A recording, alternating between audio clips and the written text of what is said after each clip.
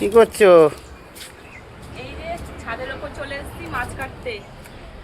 আমি মাছটা ছাদের ওপরই কাটি, তিনতলায়। যেহেতু মানে নিচে সব নিরামিষ, তো ওই জন্য দোতলায় আমি রান্না করি, আর তিনতলায় যে কাটা ধোয়াগুলো করতে হয়। তেলাপিয়া মাছ নিয়েছো তো?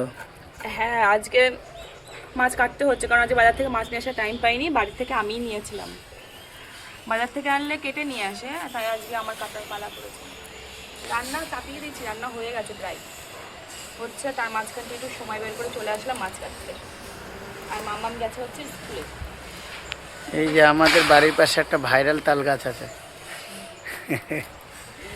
সবাই তালতলায় যাচ্ছে ভিডিও করতে, ভিডিও করে ভাইরাল হয়ে যাচ্ছে। আর আমার বাড়ির পাশেই তাল গাছ আছে, তবু ভিডিও বানানো হয় না। এই মাছের কাঁটাগুলো যে এত শক্ত হয় না, কাটাই খুব কষ্ট হয়ে যায়। আমি মাছ কাটিই না বাড়িতে।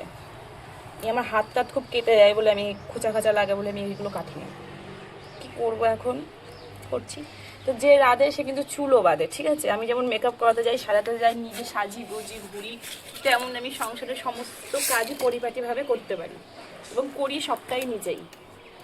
তো যে রাধে সে চুলে বাঁধে, সবই করা লাগে।